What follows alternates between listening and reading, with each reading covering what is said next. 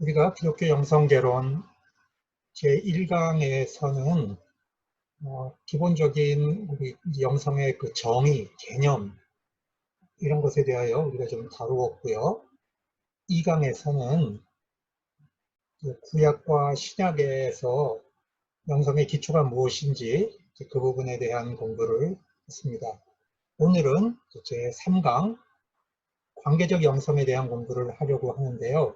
우리의 영성의 모든 문제가 에너지냐, 영성이 배터리냐 하는 것에 대하여 그 영성학자들은 대부분이 그렇지 않다라고 말을 합니다. 우리가 한국교회에서는 많은 분들이 영성을 에너지로, 무슨 힘으로 이해하는 경향이 굉장히 많은 것 같습니다. 그런데 영성은 관계성의 문제라고 하는 것을 우리가 지난에서 우리가 이제 많이 공부를 했습니다. 특히 이제 성경에서 그 영성의 그 기본적인 토대를 우리가 이제 발견할 수가 있는데, 영성을 양육해주는 가장 큰 양식은 성경입니다. 그래서 우리가 영성훈련을 할 때 성경을 묵상하고 또 목사님들의 설교를 듣기도 하고 영화로 된 성경 이야기를 감상하기도 하고 성화를 감상하기도 하고 이런 것들이 우리 영혼의 양식이 될 수가 있습니다. 또 특별히 성경에서 우리가 시편을 읽다 보면은 굉장히 많은 것을 배우는데 시편은 찬양이 되기도 하고 기도가 되기도 하고 묵상하고 암송할 수 있는 그런 굉장히 중요한 영적인 소재가 됩니다. 그래서 시편은 전통적으로 영성을 훈련하는데 굉장히 중요한 소재가 되어 왔습니다. 세 번째로 또 성경은 영성과 관계되는 학문이 있죠. 신학도 있고 윤리학도 있고 기독교 여러 저술들도 있고 기독교 소설들도 있는데 그런 것들의 표준을 제공합니다. 그런데 성경에는 무엇보다도 영성을 형성하는 이 관계의 문제를 네 가지로 잘 표현을 해주고 있습니다.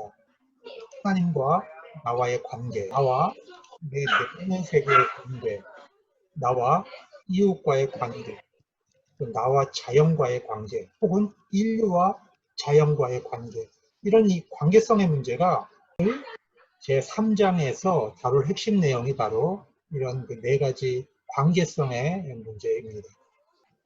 하나님의 형상과 영성의 관계를 살펴보도록 하겠습니다. 태초에 하나님께서 인간을 만드시고 인간 안에 하나님의 형상을 두셨습니다. 하나님의 형상을 통해서 사람은 관계를 맺을 수 있는 가능성이 열리고 능력이 생깁니다.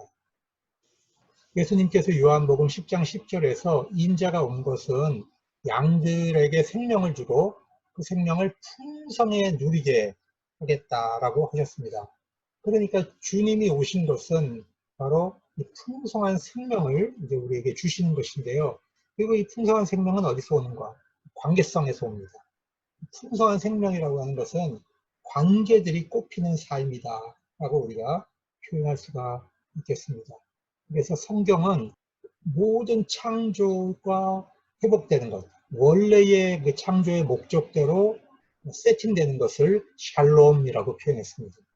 그래서 여기서 얘기하는 샬롬은 단순히 인간이 만들어내는 평화, 힘으로 만들어내는 평화, 타협을 통해서 이루어지는 평화, 그런 것이 아니고 하나님께서 인류와 우주 만물에게 주시려고 했던 근본적인 관계성, 이것이 바로 샬롬이고 마지막에 새하늘 새 땅이 완성될 때에 이루어질 하나님의 온전한 평화가 바로 샬롬입니다. 제가 관계적 영성에 대한 이야기를 하기 위해서 호세아서 2장에 있는 말씀을 좀 선택을 해봤는데요. 호세아서 2장 21절에서 23절인데 그 이전에는 주로 어떤 이야기가 나오냐면 이스라엘 백성들이 우상 숭배를 했기 때문에 하나님께서 이스라엘을 심판하신다는 예언의 이야기가 이제 나옵니다.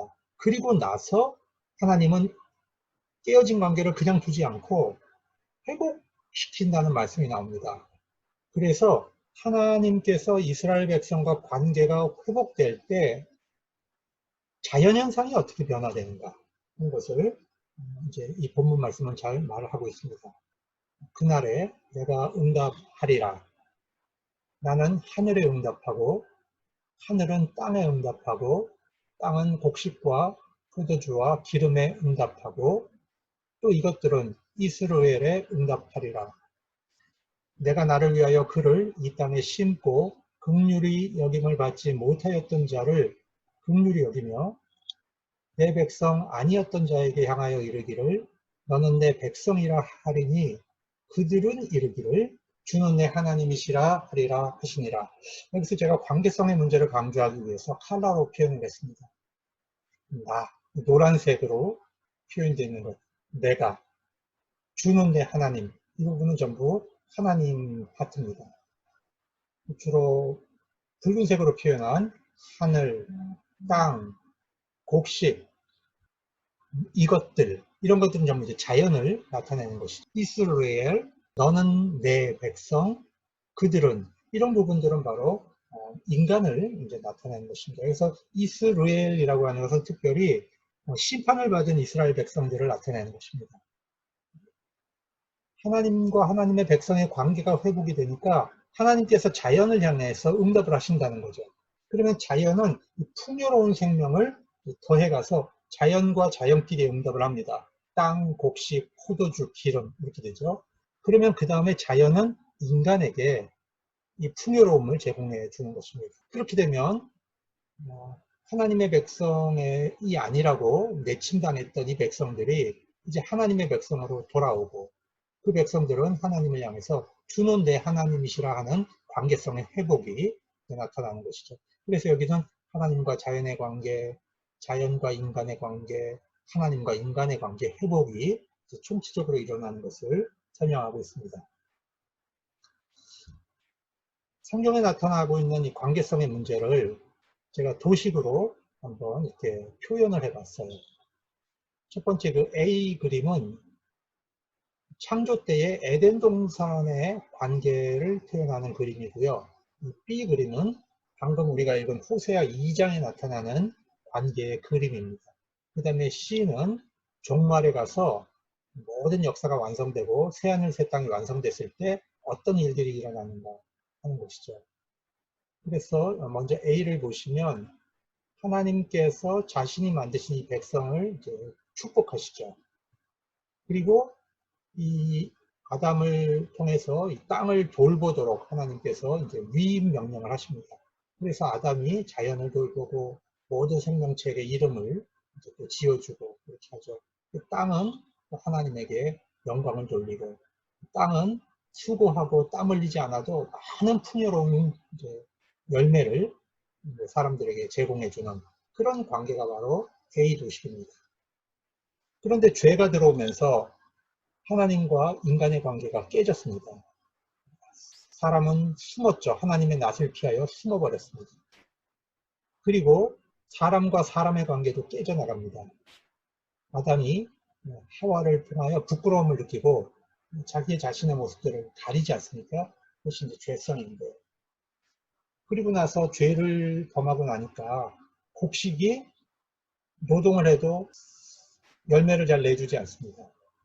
또 이제 하와는 아기를 낳을 때 엄청난 고통을 통해서 생명을 잉태해야 되는 그런 이제 고통이 나옵니다. 또 관계가 어떻게 끊어집니까? 하나님께서 아담에게 네가 왜 먹었느냐 그러니까 아담이 잘못했습니다 그러지 않고 하와가 줘서 먹었습니다. 하나님이 나에게 주신 저 여자가 줘서 먹었습니다. 하나님 책임 아닙니까? 이렇게 지금 따지고 나오는 겁니다. 그리고 하나님께서는 또 하와에게 묻죠. 너는 왜 그랬느냐? 그러니까 하와는 저 뱀이 나를 유혹해서 먹었습니다. 한 번도 잘못했다 소리를 안 해요. 여러분 죄는 불순종이죠. 두 번째로 죄는 책임을 전가하는 겁니다. 그런데 하나님께서 뱀에게는 너는 왜 그랬느냐고 묻지 않습니다. 오직 인간에게 하나님의 형상이 있기 때문에 책임을 지는 존재이기 때문에 하나님은 인간에게 질문하신 것이죠.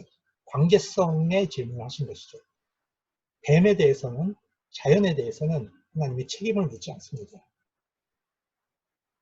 그리고 하나님께서 이제 심판을 하시는데 아담은 땀을 흘리고 수고해야 곡식을 먹을 수 있고 하와는 해산의 고통을 겪고 뱀은 흙을 먹고 배로 기어다니는 그런 저주를 받습니다. 자, 이런 그 깨어진 관계를 하나님께서 이제 어떻게 회복을 시킵니까? 이것이 이제 B번의 그림인데, 자, 하나님께서 관계가 회복되니까 땅을 축복하시고, 땅은 자양분을 백성에게 제공하고, 그 백성은 하나님께 영광을 돌리는 그런 회복의 관계가 일어나는 것이 바로 호세아 2장의 관계입니다. 자, C번으로 가면 새하늘과 새 땅이 되면 하나님과 사람의 관계, 사람과 땅의 관계, 자연이죠. 자연과 하나님의 관계가 전부 완벽하게 일어납니다. 그런데 여기서 재밌는 것은 태초에 천지창조를 하신 다음에 에덴 동산에 이루어난 관계와 마지막 날에 이루어질 이 종말에 이루어지는 새하늘 새 땅의 관계가 차이가 있습니다. A번은 하나님의 형상이 깨어지기 전 단계이지만 여기서는 생명나무의 열매가 주어지지 않았습니다. 그런데 C번에 가서는 하나님의 형상이 회복되면서 생명나무 열매가 허용이 되죠. 생명수가 흐르고 생명나무 열매가 주렁주렁 열리고 눈물이 없고 죽는 것이 없고 애통하는 것이 없고 곡함이 없는 그런 완벽한 세계가 이제 종말에서 주어집니다. 그렇기 때문에 하나님께서 창조하신 에덴 동산이 완성이 아니고요. 바로 종말의 새하늘 새 땅이 하나님께서 이루시는 그 완성의 세계입니다. 그래서 이런 관계성으로 성경이 다 덮여 있다고 하는 것을 우리가 보게 됩니다. 그러면 하나님께서 선택을 하신다는 것, 이스라엘 백성을 선택하셔서 하나님의 백성을 삼으셨습니다. 정말 하나님께서 이스라엘 백성을 선택하신 것은 무슨 이유가 있어서가 아닙니다. 전적으로 하나님의 주권이었어요. 그리고 하나님은 무조건 이스라엘 백성을 이집트 땅에서 출애굽하고 해방시켜서 시내산으로 데리고 가셔서 그 시내산에 가서 언약을 맺으시는 거예요. 이 모든 과정이 하나님의 주권으로 구원을 먼저 이루시고 나서 그리고 율법을 주시면서 하나님의 거룩한 백성이 되기 위해서 이 율법을 지켜라 하고 말씀을 하십니다. 근데 하나님이 자기 백성을 선택할 때에 단순히 그 백성만을 위해서 선택하시는 것이 아닙니다. 하나님의 그 선택은 선교적인 의미가 담겨 있는 것입니다. 그 선택을 받은 백성들은 하나님의 은총을 모든 인류에게 전파할 책임이 있습니다. 그리고 하나님께서 주시겠다고 하는 그 가나안 땅에 대한 약속은 모든 땅과 모든 자연 세계가 완성되는 것을 또 그 안에 담고 있습니다. 이스라엘을 구원하신 이스라엘의 하나님은 결국 모든 열방의 하나님이라고 하는 것을 성경은 또 보여주고 있는 것입니다. 그렇기 때문에 어떤 선택을 받았다고 하는 것을 우리가 특권이라고만 여기면 안 됩니다. 물론 선택에는 특권이 있습니다. 그렇지만 그것은 하나님이 그 백성에게 주신 은총을 온 인류와 자연세계로 확장하는 매개자 역할, 그게 통로 역할을 하도록 하기 위해서 선택을 하는 것이지 우리만 특별하다, 우리만 하나님이 복을 주신다 하는 이 배타적 선민 사상을 갖는 것은 굉장히 잘못된 생각이라는 것입니다. 그래서 하나님께서 택한 이스라엘 백성이 결국에는 예수 그리스도를 받아들이지 않았고 예수의 복음을 세계로 전파하는 역할을 하지 못하게 된 겁니다. 그런 것처럼 우리 그리스도인들도 하나님의 선택을 받았는데 우리가 하나님에게 배타적 권리를 요구하거나 불신자에게 없는 권리를 우리가 가졌다고 그런 우월감을 가져서는 안 된다는 것입니다.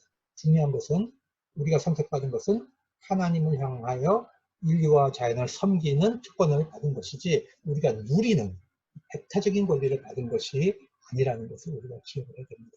그래서 선택에는 선교적 의미가 있다.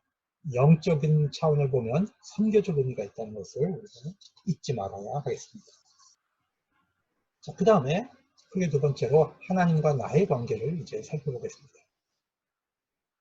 예수님께서 마가복음 12장 28절 이하에 말씀하실 때에 신명기에 쓰여져 있는 그 말씀을 인용을 하셨습니다. 크고 첫째 되는 계명이 무엇입니까? 물으니까 너의 마음을 다하고 목숨을 다하고 뜻을 다하고 힘을 다하여 주 너희 하나님을 사랑하라. 그렇게 말씀하셨죠. 그것이 이제 크고 첫째 되는 계명이고, 둘째도 그와 같으니, 두 번째도 크고 첫째 되는 계명이 이게 분리되는 게 아니에요. 두 번째도 그와 같으니 너의 이웃을 너의 몸과 같이 사랑하라. 그렇게 말씀하셨죠. 그런데 하나님께서는 어떻게 존재하시냐면 하나님의 성부, 성자, 성령 하나님은 서로 안에 계십니다. 아버지께서 내 안에, 내가 아버지 안에 계신다 그랬죠. 성령님 안에 성자님이 계시고 성자 안에 성령님이 계시죠. 성부와 성자의 관계도 마찬가지입니다. 이 관계성이 바로 코이노니아인데 여기서 코이노니아가 나옵니다. 그러면 이 코이노니아 안에 사랑의 관계성 안에 참여하는 것, 이것이 바로 우리 영성입니다. 기독교 영성의 특징은 삼위일체 하나님의 사랑의 관계 코이노니아에 참여하는 거죠. 그런데 나 혼자만 참여하는 것이 아니고 공동체를 성으로서 하나님 삼위일체 안에 또 참여하게 됩니다. 그것이 바로 교회죠. 신앙 공동체를 통해서 참여하는 것이죠.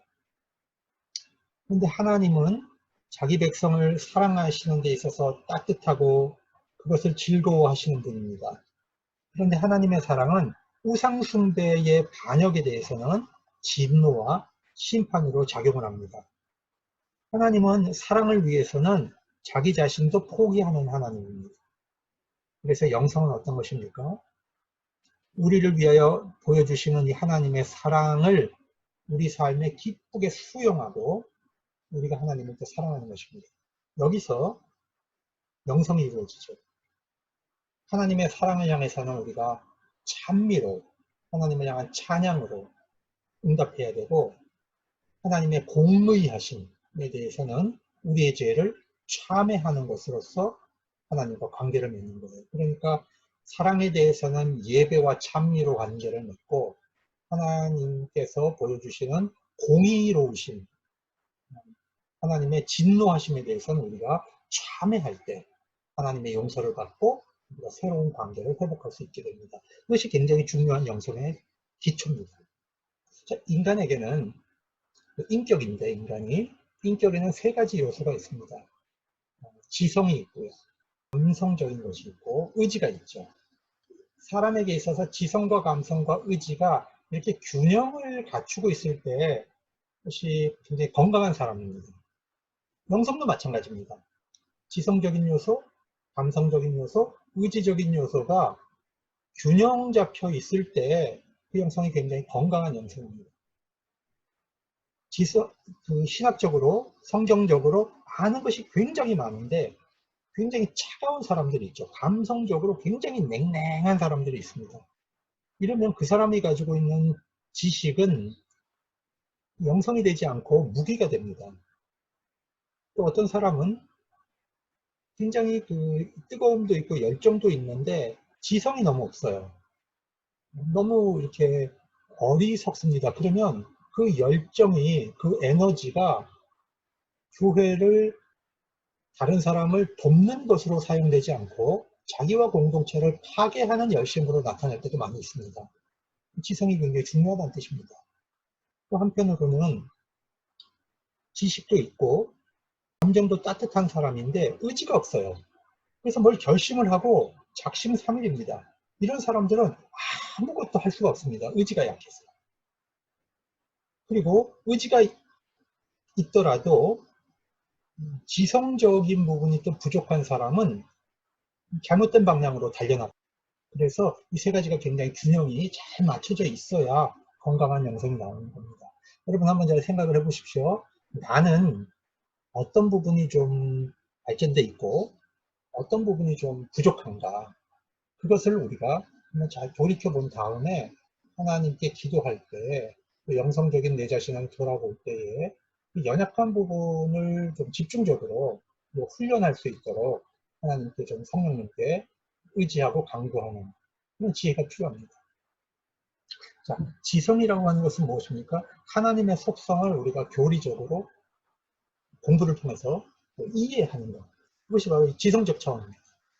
감성적 차원이라고 하는 것은 하나님을 향해서 우리가 기쁨으로 때로는 슬픔으로 찬양하고 기도하는 그런 요소들이 감정적 요소입니다. 그런데 하나님께서는 우리 사람에게 알려주시는 부분이 있고요. 하나님 자기 자신을 알려주실 수 없는 부분이 있습니다. 예를 들어 보겠습니다. 하나님께서는 성경에 보면 모세와 친구처럼 대면에 말씀하셨다. 이런 표현이 나옵니다. 이게 이제 출애굽기 33장 11절의 말씀입니다. 그러니까 모세가 주님의 영광을 좀 볼 수 있게 해주십시오. 그렇게 요청을 합니다. 주의 영광을 보겠다는 것은 무슨 뜻입니까? 하나님의 깊은 본질까지 하나님의 참 모습을 좀 보여달라 요청한 거죠. 하나님께서 이때 뭐라고 하시냐면 나를 보고 살 자가 없다. 그렇게 말씀을 하십니다. 그러니까 하나님이 자기 자신을 낮춰서 지성적으로 알 수 있게 하시는 부분이 있지만 하나님의 본질은, 하나님의 본성은 육체를 갖고 있는 인간이 볼 수 없다는 거죠. 알 수 없다는 것입니다. 사도 바울도 하나님을 알 수 없다고 고백을 합니다. 깊도다 하나님의 지혜와 지식에 부요하며 그의 판단은 측량하지 못할 것이며 그의 길은 찾지 못할 것이로다. 로마서 11장 33절에 있는 말씀입니다. 자, 그럼 감성적인 부분은 어떨까요? 마찬가지로 감성적인 부분에 대해서 하나님에 대해 감정적으로 느낄 수 있는 부분이 있고 느낄 수 없는 부분이 있습니다. 이 둘 사이에는 긴장이 있어요. 예수님께서 주기도문을 가르치셨죠. 그러면서 제자들에게 너희는 이렇게 기도하라. 하늘에 계신 아버지여. 이렇게 부르라 그랬죠. 아버지라고 부른다는 것은 무엇입니까? 가장 의지할 수 있는 존재, 가장 우리가 신뢰할 수 있는 분, 감히 어떻게 하나님을 우리가 인간의 육신의 아버지를 부르듯이 이렇게 부를 수 있게 한 겁니까? 무슨 얘기냐면 하나님께서 정말 그 감성적으로 아버지와 관계를 맺고 계신다는 것을 우리에게 보여주는 것이죠. 그래서 우리에게 그렇게 기도하라고 말씀해 주신 겁니다. 모세와 아브라함은 하나님과 대화를 하면서 아주 그 논쟁을 하기도 합니다.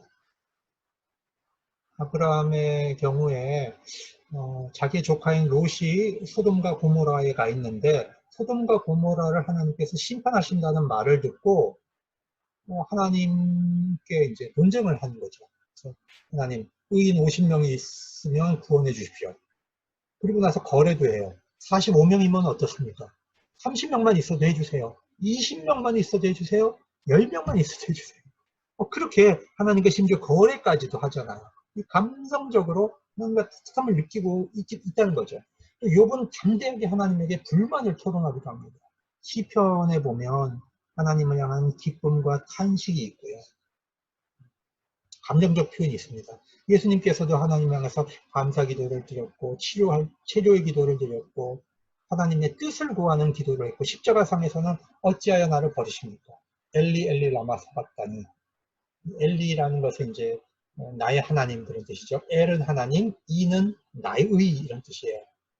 엘리 엘리 나의 하나님 나의 하나님. 엘리 라마 사박단이라는 것은 왜 내동쟁이 치셨습니까? 이런 겁니다. 사박단이라는 것은 그 물 가죽으로 만든 그 물주머니를 탁 마신 다음에 땅바닥에 탁 던지는 거, 이걸 내동댕이 치는 것을 사박단이라고 하거든요. 예수님께서 하나님 향해서 나를 왜 이렇게 어려운 상황에서 영적 관계까지 끊으십니까 하는 아픔의 호소도 하신 겁니다. 이렇게 하나님을 향해서 우리가 감정적으로 알 수 있다는 것이죠. 그러나 바울이 3층 천을 체험하고 오잖아요. 셋째 하늘을 다녀온 다음에는 내가 아는 어떤 사람이 거기를 갔다 왔다. 그런데 말로 설명하지 않잖아요. 설명할 수 없는 거죠. 거기서 보고 느꼈던 그 감정을 표현할 수 없는 겁니다. 그래서 우리의 영성에는 알 수 있는 부분이 있고 하나님에 대해서 하나님이 알려주시는 거예요. 근데 알 수 없는 부분이 있다는 거죠. 그리고 알 수 있는 부분과 알 수 없는 사이는 영성 내에서 굉장히 긴장 관계가 형성이 됩니다. 이것을 우리가 먼저 이해를 해야 이제 하나님 영성의 방법에 있어서 긍정의 방법, 부정의 방법을 이해할 수 있게 됩니다.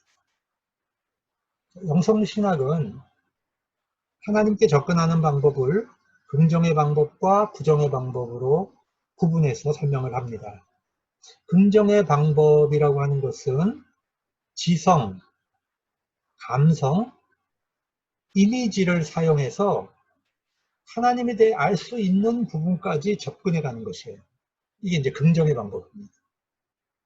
이것을 우리가 이제 헬라어로 카타파틱이라고 합니다. 카타파틱. 그리고 이제 한문으로는 정념적이다는 거. 이제 정이라는 것은 이제 감정적인 것이고요. 염은 생각이죠. 생각념자지만 이건 지성을 뜻합니다. 그러니까 지성과 감성을 사용해서 하나님에게 다가갈 수 있는 것. 인간편에서 주도적으로 이제 자기가 능동적으로 하는 거기 때문에 이건 또 능동의 방법이다. 이렇게도 부릅니다. 그런데 이 부정의 방법은 어떤 것일까요? 아까도 말했지만 하나님의 신비에 대해서는 인간은 어떤 지성, 감성, 이미지를 사용해서도 알 수 없어요. 그래서 인간의 노력을 정지하고 하나님 편에서 부어 넣어주시는 것을 의지하는 방법. 이것을 우리가 부정의 방법이라고 합니다. 이것을 이제 헬라어 그릭어로는 아포파틱이라고 하고요. 이 정서와 지성을 쓰지 않기 때문에 무정념적 방법이라고 합니다. 그 다음에 인간 편에서 능동으로 하는 게 아니고 하나님께서 주시는 것을 수동적으로 받는 것이기 때문에 수동적인 방법이라고 하고, 또 주부적이라는 방법 표현을 종종 쓰는데 이 주부라는 것은 뭐냐면요, 물을 부어준다는 뜻이에요. 물될 주죠. 그래서 하나님 편에서 부어 넣어 주신다. 그것을 우리가 받아서 영성의 관계를 맺는다. 그런 차원에서 주부적 방법이라는 표현도 종종 사용을 합니다. 자, 이제 기독교 영성에서 지성적 방법, 감성적 방법, 또 긍정의 방법, 부정의 방법, 이 사용하는 네 가지 방법에 따라서 네 가지의 영성 유형이 나타납니다. 제가 이 그림을 보면서 여러분에게 이제 설명을 할 텐데요. 여러분이 이제 이것을 보면서 뭘 찾아야 되냐면, 나는 어디에 속하는가를 먼저 좀 찾아보세요. 나. 자, A 유형은 영성을 추구하는 방식에서 좀 지성적인 것을 선호하고 또 이제 긍정의 방식을 쓰는 거예요. 이제 정념의 방식을 쓰는 겁니다. C 유형은 긍정의 방법, 정념의 방법을 쓰면서 굉장히 감성적인 것에 민감한 사람들이 있습니다. 이제 이런 유형의 방식의 사람들을 우리가 C 유형이라고 볼 수 있죠. 그런데 이 동방 쪽이 조금 부정의 방식이 더 발전돼 있어요. 그리고 서방에서는 동방에서 발전된 이 부정의 방식을 받아들여서 서방의 신비신학이 발전되는 그런 경향이 있습니다. 그러면 B 유형은 어떻습니까? 지성적인 것을 좋아하면서 부정의 방식을 쓰는 겁니다. 무정념적 방식을 쓰는 겁니다. D 유형은 정서적이면서 무정념적 방식을 쓰는 거예요. 여러분은 어디에 속한다고 생각을 하세요? 저 같은 경우는 주로 A 유형입니다. 저는 좀 C 유형은 저는 아닙니다. 주로 이제 교수 쪽에 있는 사람들이 좀 이제 A 유형이 많습니다. 그런데 이런 유형에서 가장 이제 나쁜 방식은 어떤 거냐 하면, 이 원이 그려져 있을 때 원 밖으로 나가는 거죠. 그러니까 지성적이고 정념적인데 극단적인 형태로 나가면 뭐가 되냐면 그것이 합리주의가 됩니다. 이 합리주의는 지성으로 이해하는 것만을 받아들이는 거예요. 어떤 정서적인 거나 다른 방식의 영성을 무시하고 잘 받아들이지 않는다는 거예요. 합리주의적 영성은. 너무 지성적인 것만 추구하는 거죠. 그렇기 때문에 영성에 있어서 굉장히 좋은 틀은 뭐냐면, 이 원이 있을 때 이 원 밖으로 나가는 게 아니라 이 원이 있잖아요. 그리고 이 원 안쪽으로 가는 거예요. 그러면 자기가 A 유형에 속해 있더라도 B 유형, C 유형, D 유형의 사람들과 두루두루 만날 수 있게 되잖아요. 그러니까 바깥쪽으로 가지 말고 안쪽으로 들어가려고 하는 그런 영성을 개발하는 것이 성숙한 영성입니다. 예를 들면 C 유형의 사람에 있어서 아주 나쁜 형태는 뭐냐면 외형적 정권주의를 추구하는 사람이에요. 아주 감정적이면서 겉으로 나타나는 것, 극단적 경건, 외형적 경건주의 이런 경우는 굉장히 안 좋아요. 그렇기 때문에 이쪽보다는 이 안쪽으로 추구해 들어가는 거죠. 그러면 이 다른 영성의 유형과도 대화할 수 있고 지평융합을 이룰 수가 있는 것입니다. 정적주의라고 하는 것은 뭐냐면 뭐든지 하나님에게 의존하려고 하는데 자기 편에서 마땅히 해야 할 노력을 하지 않고 무조건 하나님을 의지하는 그런 식의 영성, 이런 거를 우리가 이제 정적주의라고 합니다. 그 다음에 B유형에서 가장 나쁜 형태는 고행주의입니다. 율법주의적으로 자기를 이제 육체를 학대해서 하나님과 만나려고 하는 이런 방식의 영성이 건강하지 않습니다. 그래서 건강한 영성은 안쪽으로 들어가는 것이다. 그래서 여기서 지평융합을 이루는 것이다. 자, 이런 유형을 그려낸 사람이 이제 어반 홈스라고 하는 영성학자인데요. 어반 홈스는 기독교 영성사에서 나타났던 어떤 학파들, 사람들, 이런 사람들이 갖고 있는 영성 유형을 A형, C형, B형, D형으로 구분을 해서 설명을 했습니다. A형 유형을 보면 지성적이면서도 정념적이죠. 긍정적이죠. 이런 쪽의 유형은 유대교가 그랬습니다. 유대교는 하나님의 말씀을 굉장히 선호하면서도 지성과 감성과 이런 것을 굉장히 이제 밖으로 나타나는 걸 쓰는 거죠. 긍정의 방식을 쓰는 거죠.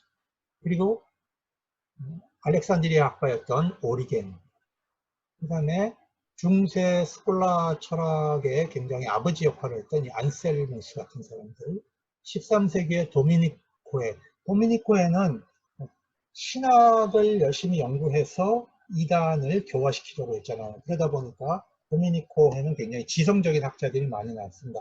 토마스 아퀴나스 이런 사람들이 도미니코의 출신이거든요.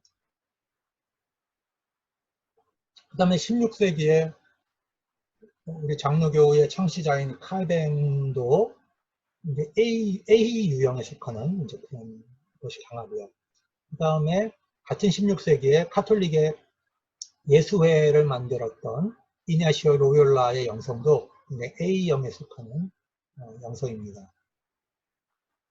자, 그러면 C형은 어떤 것이 있나 봅시다. C형은 굉장히 정서적이잖아요. 이 정서적인 영성이 굉장히 강했던 사람은 6세기 서방 수도원의 아버지 역할을 하는 베네딕토가 세운 베네딕토 수도회, 이건 주로 C 유형이라는 거죠.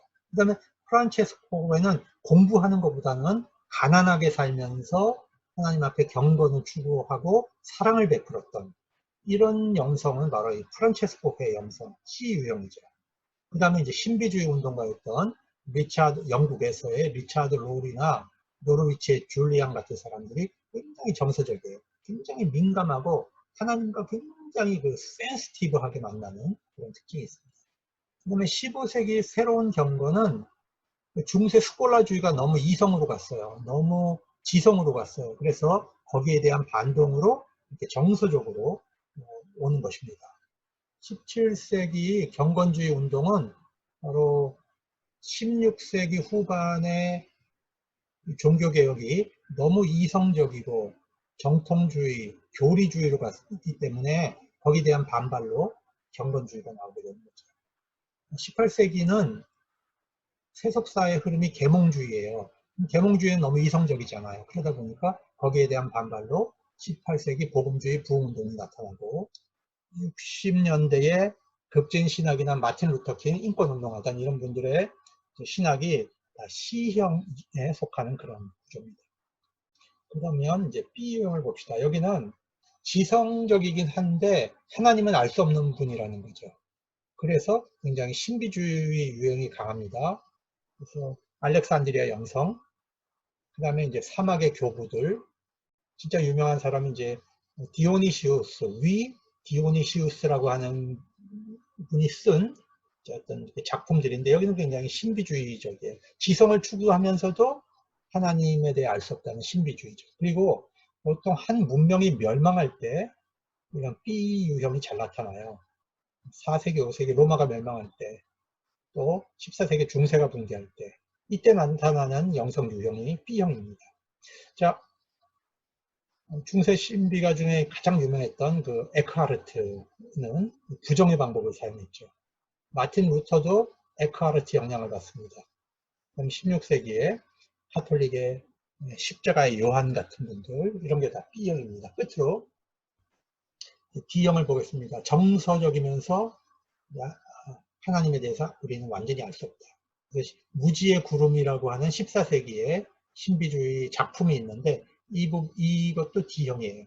그 다음에 16세기에 종교개혁자 루터에 대립했던 과격파 종교개혁자 토마스 민처 같은 사람들, 그 다음에 조지 폭스는 퀘이커를 만든 이제 조지 폭스 같은 분도 굉장히 이제 정서적이면서 무정념적인 그런 사람들이고요.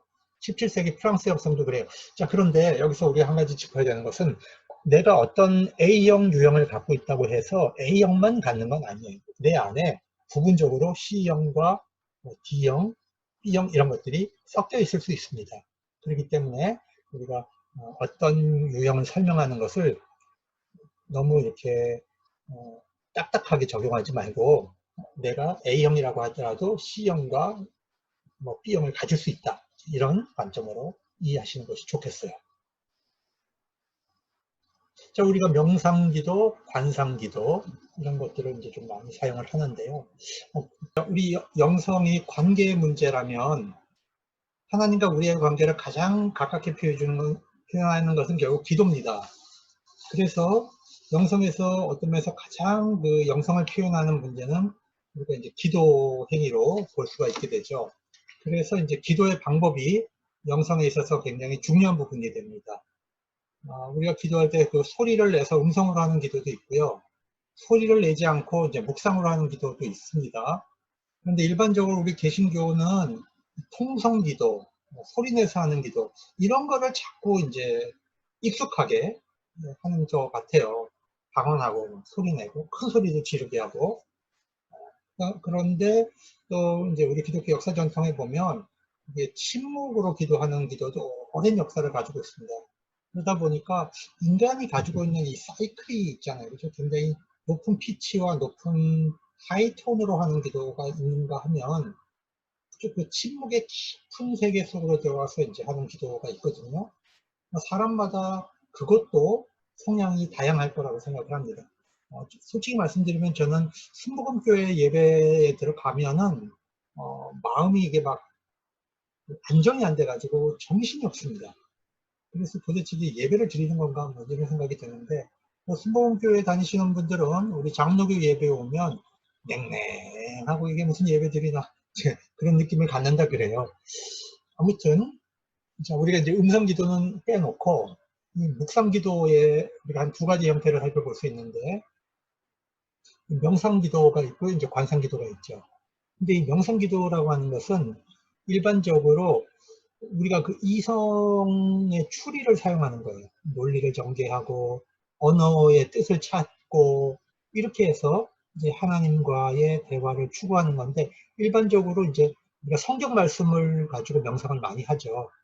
그리고 자기가 겪었던 개인의 경험, 감동을 받았던가 아니면 책을 읽었던가 이런 경험을 이성적 추리를 사용해서 성찰을 해서 이제 하나님과 이제 더 깊이 만남의 단계로 들어가는 그러면서 이제 기도가 나오죠. 그러니까 우리가 일반적으로 말씀을 읽고 그 말씀을 명상하면서 자연스럽게 기도로 들어가죠. 이런 걸 우리가 명상 기도라고 합니다.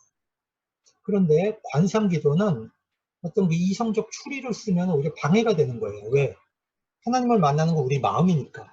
우리 머리를 자꾸 움직여서 추리를 하면 하나님이 우리 마음이 하나님의 임재를 느끼게 하는데 오히려 방해가 되기 때문에 명상을 쓰지 않고 직접 하나님의 사랑을 느끼고 하나님의 임재를 경험하고 연합을 하려고 하는 이렇게 해서 우리 마음이 추구하는 것은 믿음, 소망, 사랑, 감사 이런 것을 추구하고 머리에 이제 사고를 쓰지 않는 이런 식의 방식을 우리가 이제 관상기도라고 합니다.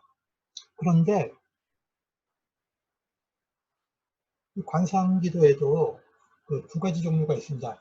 불완전 관상이 있고 완전 관상이 있습니다. 그 부분을 조금 나중에 살펴볼게요. 이냐시오 로욜라, 이분은 이제 그 예수회를 창립한 분이죠. 이분이 쓰는 관상 기도는 상상력을 사용하게 합니다. 그러니까 추리를 쓰게 하는 거죠. 하나님의 말씀을 읽게 해요. 주로 렉셔 디비나를 하게 하는데, 렉셔 디비나를 깊이 하면서 그 말씀 속으로 자기가 들어가서 그 말씀을 상상함을 통해서 그거를 가지고 하나님께 관상 기도하도록 하는 그런 방식을 이제 씁니다. 어떤 면에서 이건 이제 불완전 관상이죠. 그런데 카르멜 수도회가 쓰는 기도는 이제 완전 부정의 방법을 씁니다. 그러니까 이 어떤 그 정감을 전혀 쓰지 않고 하나님이 주시는 방법으로 들어가는 거죠. 그래서 불완전 관상과 완전 관상의 관계는 어떤 면에서 좀 보완적이에요. 처음에 이제 불완전 관상, 상상력을 사용하는 관상을 하다가 그 다음에 이제 신비적 기도로 넘어가는 그런 방식이 있습니다. 그래서 일반적으로 영성가들은 명상에서 관상으로 간다. 그렇게 이제 기도법을 얘기합니다. 이제 빅토의 리처드 같은 사람은 명상은 탐구하고 관상은 감탄한다. 토마스 화이트 같은 이제 청교도는 명상은 불이 점화하는 것과 같고 관상은 완전히 점화되어 불타는 것과 같다. 이렇게 얘기를 했습니다. 그래서 명상과 관상의 관계는 서로 보완적이에요. 만약에 명상을 하지 않고 관상만 있다 그러면 이렇게 땅에 발을 딛지 않고 둥둥 떠 있는 그런 기도가 되기 쉽다는 거죠. 그런데 관상이 없는 명상만에 집착이 되면은 기도의 자유로움이 없이 뭔가의 그 생각에 묶여 있는 거죠. 그렇기 때문에 그 사람에게는 명상과 관상이 둘 다 필요한 겁니다. 명상은 자기 분석을 하고 또 자기를 찾는 균형이 필요하기 때문에 내가 명상을 좋아할 수도 있고 관상을 좋아할 수도 있는데 이 둘 중 어느 하나만을 선택하는 것이 아니라 양쪽 사이에서 이제 균형이 굉장히 중요하다고 보는 겁니다. 스페인 출신의 그 16세기, 17세기를 살았던 예수회 사람 중에 이제 알바레즈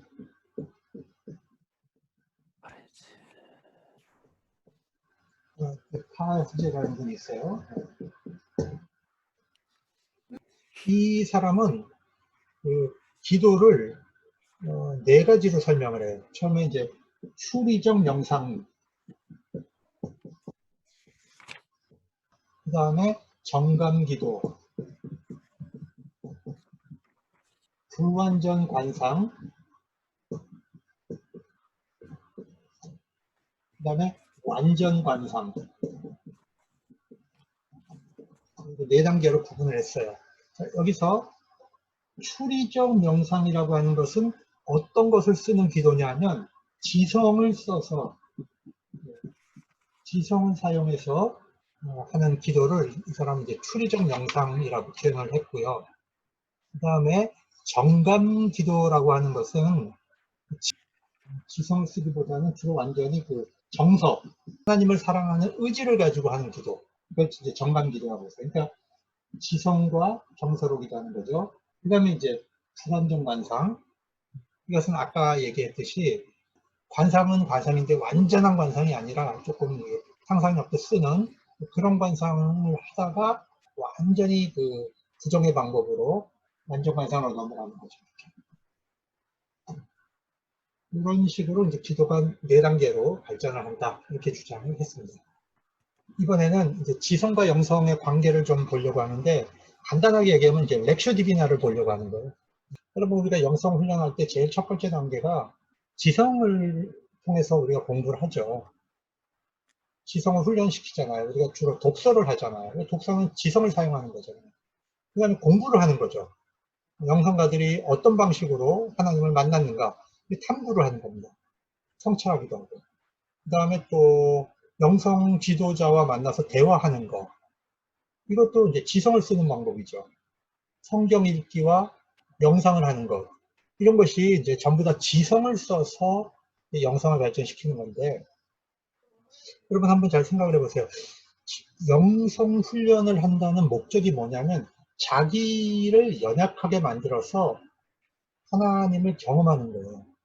그러니까 영성에서 지성을 훈련하는 것은 겸손으로 가야 돼요.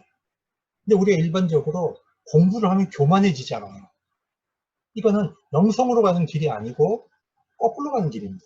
사람이 공부를 해서 잘난 척하고 남들을 업신여기고 자기의 그 지식 세계를 사람들한테 자랑하려고 하고 자기 영광을 드러내려고 하고 이런 쪽으로 우리가 공부의 목적이 잡히면 이건 영성의 길이 아니라는 거죠. 공부를 해서 하나님 앞에서 자기가 더 겸손해지고 자기의 연약함을 발견하고 이렇게 해서 하나님 쪽으로 가까이 가게 하는 것이 바로 지성적 영성훈련의 목적이 있는 것입니다. 자, 그런데 그 교회의 역사 속에서 지성적 훈련의 가장 대표적인 형태가 바로 렉시오 디비나라고 하는 겁니다. 렉시오 디비나인데 렉시오는 읽기입니다. 읽기. 디비나라는 것은 거룩이죠. 거룩.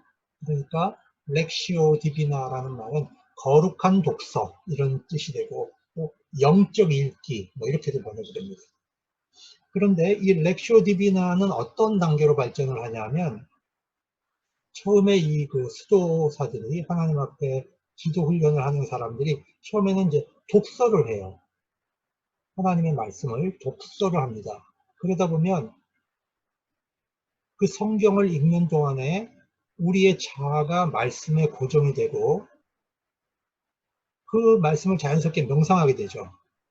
이 명상을 할 때 우리의 뭐가 움직이냐면 지성이 움직이고 그 안에서 또 감성이 움직여요. 하나님의 말씀을 읽을 때 우리 지성만 움직이고 감성만 따로 놀고 그런 게 아니잖아요. 그러니까 하나님의 말씀을 읽을 때 우리 안에는 지성과 감성이 같이 움직입니다. 그래서 이 연결되면서 하나님 쪽으로 우리 지성과 감성이 모아지고 자연스럽게 기도로 연결되죠. 하나님, 저를 불쌍히 여겨주십시오. 하나님, 저에게 이런 믿음이 필요합니다. 뭐 이런 식으로 우리 하나님의 말씀을 읽다 보면 하나님, 저도 이런 인물이 되고 싶어요. 이렇게 하나님을 향해서 우리가 언어적 행위를 하게 되죠. 기도를 하게 되죠. 이게 하나님과 교제로 들어가는 겁니다. 이 기도를 하는 과정에서 하나님의 말씀을 가지고 기도를 하는 과정에서 그 다음 어느 단계에 도달하면 우리 생각과 행동이나 이런 걸로 능동적인 차원이 다 정지되고 하나님 편에서 들려주시는 음성을 우리가 듣게 되는 기도가 나오게 됩니다. 그 단계가 가면 이제 관상이 되는 것이죠.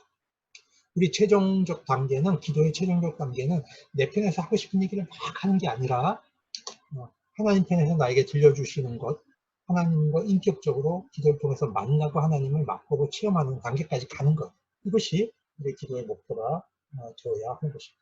그래서 지성으로 출발하지만 우리 영성은 관상까지 갈 수 있는 그런 영성 개발이 필요하다는 것입니다. 나와 나의 관계, 지금까지는 하나님과 나의 관계를 공부했습니다. 나와 나와의 관계를 공부했습니다. 왜 나는 나지? 왜 나와 나의 관계라고 했을까? 이런 질문을 할 수 있잖아요. 그런데 우리가 진정한 내가 누군지 알고 있느냐 하는 질문을 해봐야 됩니다. 내 마음이 내 것 같지만 내 마음은 내 의지와 상관없이 움직입니다. 내가 나를 모릅니다. 그래서 이제 그런 얘기를 하잖아요. 내가 나를 모르는데 누가 나를 알겠느냐. 그 말이 맞는 말이거든요. 그래서 그 위대한 영상가들이 이것을 해결하기 위한 여러 가지 신학식을 발전시켰는데, 우리가 이제 깔뱅한 그런 얘기를 합니다. 인간에게 이중지식이 있는데, 인간의 이중지식은 뭐냐면 하나님을 아는 지식과 사람을 아는 지식이 있는데 이 둘이 연결되어 있다는 거예요. 그래서 내가 누군지 모르면 하나님이 누군지도 모르고 하나님이 누군지 모르면 내가 누군지 모른다. 왜? 하나님과 나는 그 지식에 있어서 연결되어 있다는 것입니다. 이걸 이중지식이라고 해요. 그래서 하나님이 창조주이신 것을 알게 되어야 내가 하나님이 지으신 피조물이라는 것을 알게 되고, 하나님이 구원자 하나님이라는 것을 알게 될 때 내가 구원받아야 하는 죄인인 것을 알게 된다는 거죠. 그리고 하나님의 사랑을 완전히 깨닫고 하나님이 아버지 하나님이라는 것을 알게 되면 내가 하나님의 자녀라는 것도 알게 되죠. 이렇게 나에 대한 지식은 하나님과 묶여 있어요. 그래서 하나님을 빼놓고 내가 누구라고 얘기하면 공허해지는 거예요. 어거스틴이 고백록에서 그런 얘기를 하잖아요.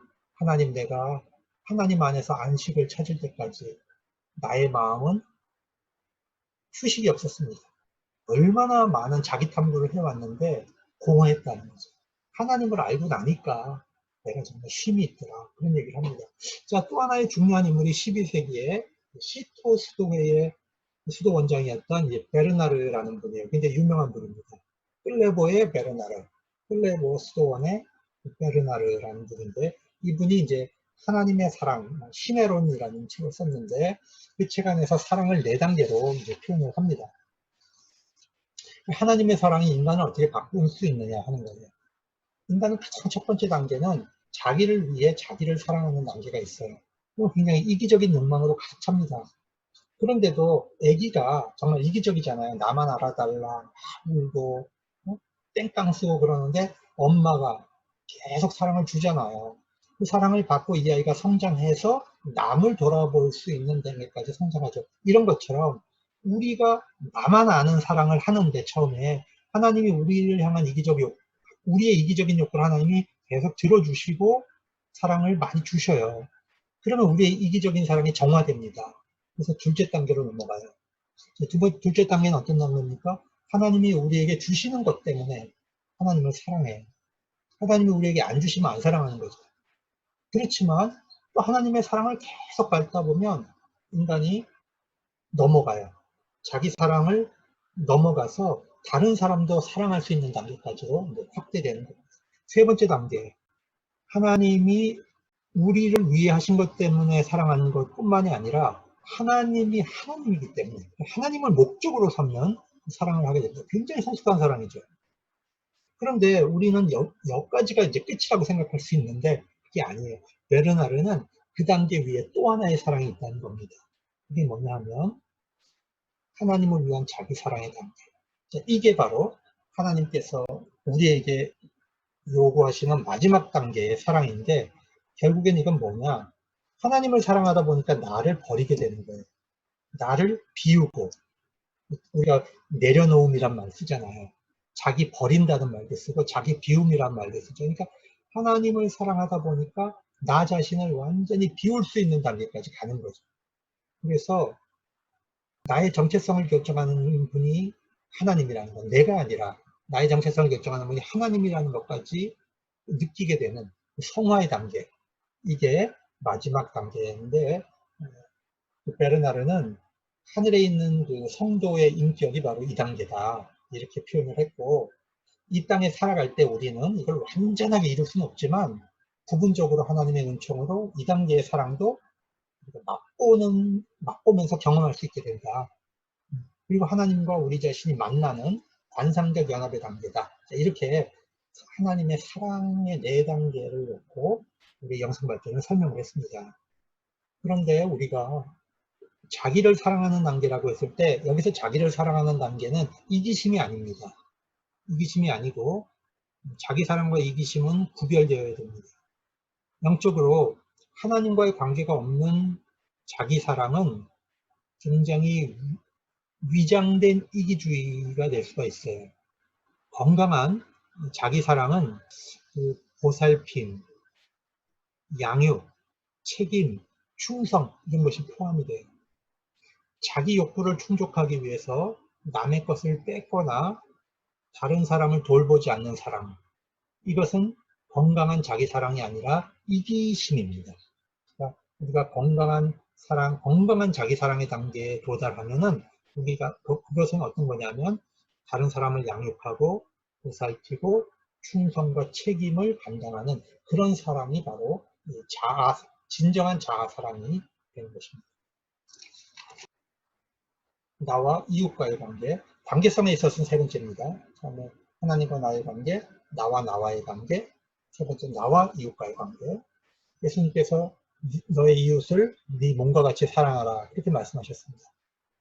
이웃 사랑을 하려면 먼저 뭘 해야 됩니까? 내 몸을 사랑할 줄 알아야 되죠. 이것은 결국 아까 얘기했던 자아 사랑이 되어야 하나님 사랑 안에서 내 사랑을 할 수 있는 자아 사랑이 전제가 되어야 이웃 사랑도 가능하지.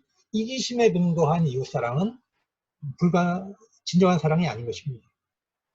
우리가 그 개인 영성과 공동체 영성은 연결되어 있습니다. 진정한 자아 사랑이 일어나면 자연스럽게 이웃을 사랑할 수 있게 되죠. 그래서 내 자아 사랑과 공동체 영성은 조화를 이루게 되어 있어요. 자, 우리가 선한 사람의 이야기를 이제 종종 하는데요. 이것은 어디서 출발합니까?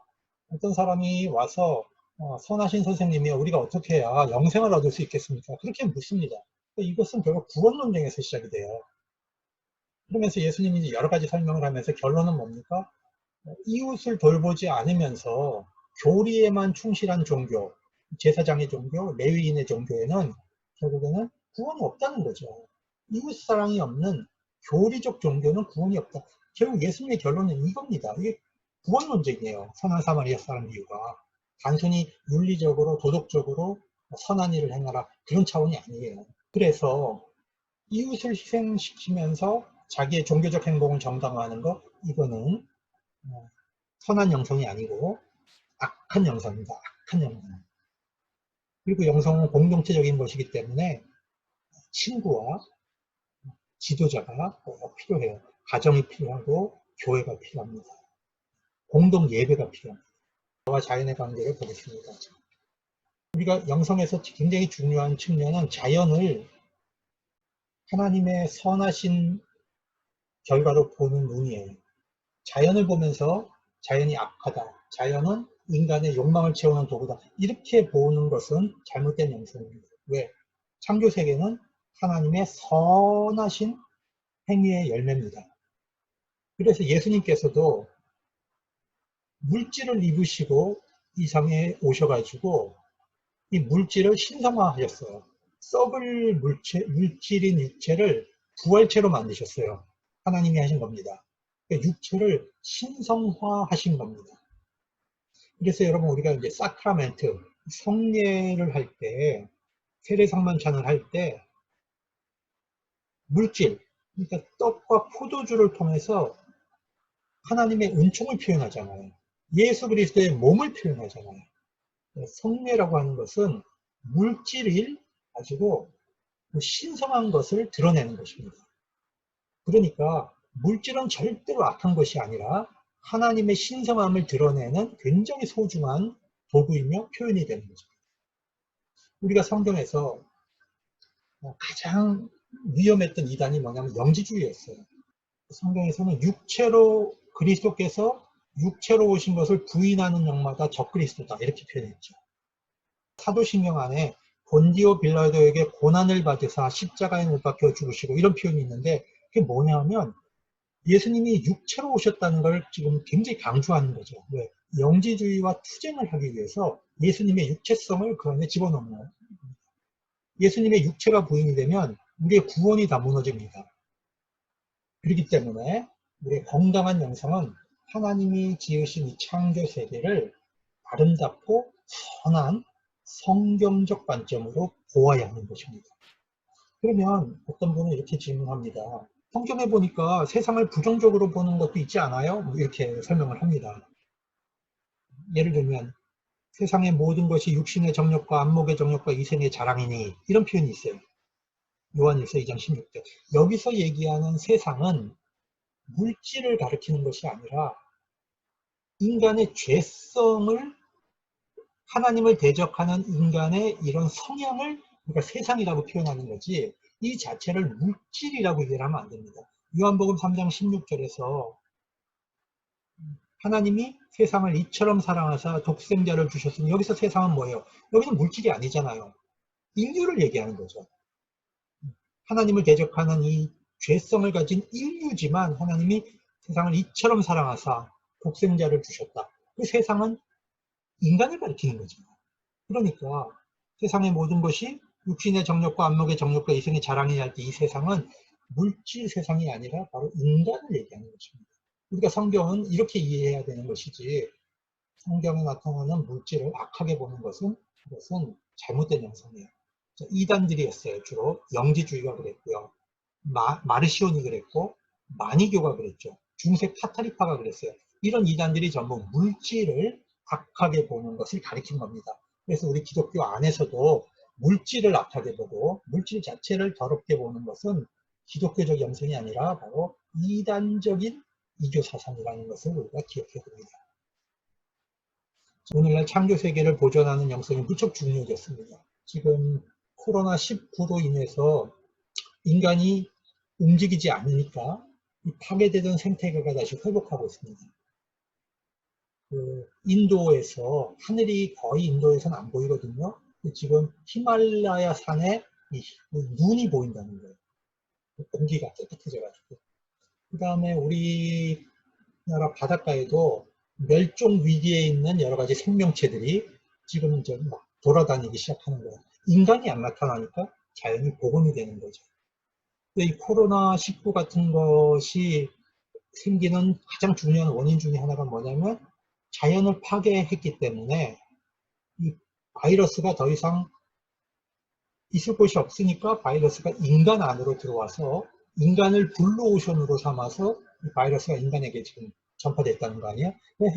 생태계를 파괴하니까 이 바이러스가 지금 인간에게까지 치명적인 공격을 이제 하는 거라는 것입니다. 그러니까 창조 세계를 보존하지 않으면 하나님께서 주시는 이 풍성한 생명을 누릴 수가 없어요.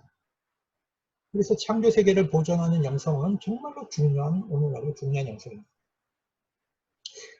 세계선교협의회, WCC 세계선교협의회가 2012년에 낸 선교 성명이 있습니다. 이제 함께 생명을 향하여라는 선교 성명인데요. 그 안에서 창조 영성과 선교를 이제 관련해서 이제 설명을 한 부분이 있습니다. 이렇게 되어 있습니다. 창조 세계는 인간을 향한 선교를 수행한다. 인간이 선교한다 그게 아니고 오히려 창조 세계가 인간을 향해서 선교한다는 거예요. 예를 들면 자연 세계가 하나님 창조하신 자연 세계 안에는 인간의 마음과 몸을 치유할 수 있는 능력이 있다는 것이죠. 또 성경의 지혜 문서를 읽다 보면 창조 세계가 하나님을 찬양한다고 하는 그런 표현이 많이 나와요. 하늘과 땅이 창조주를 찬양하고 물도 찬양하고 이런 표현들이 나오잖아요. 그러니까 이 창조 세계 안에는 하나님의 즐거움, 하나님께서 창조를 처음 하시고 아름답다, 참 보기에 좋았다 이런 표현을 하신단 말이에요. 그 하나님의 즐거움과 경이로움이 창조 세계 안에 있는데 그것이 바로 우리 영성의 근거가 되는 것이에요. 그래서 모든 영성가들은 자연 세계 안에 들어가서 기도하죠. 물론 이제 도시 안에서도 우리가 기도하지만 영성가들이 조금 더 인간과 떨어져서 자연 세계 안에 들어가서 기도할 때 하나님을 더 가까이 느낄 수 있는 그런 환경이 조성이 되는 것입니다. 우리가 가지고 있는 영성의 관계성, 네 가지 관계망, 아버지와 나와의 관계, 나와 나의 관계, 나와 이웃과의 관계, 나와 자연과의 관계는 엮여 있습니다. 죄로 인해서 파괴된 이 네 가지의 관계성이 회복이 되면 그것이 통전적으로 회복되는 그런 관계가 이루어진다는 것입니다. 그래서 오늘은 제3강 관계의 영성에 대해서 공부를 했고요. 자, 수고 많이 하셨습니다.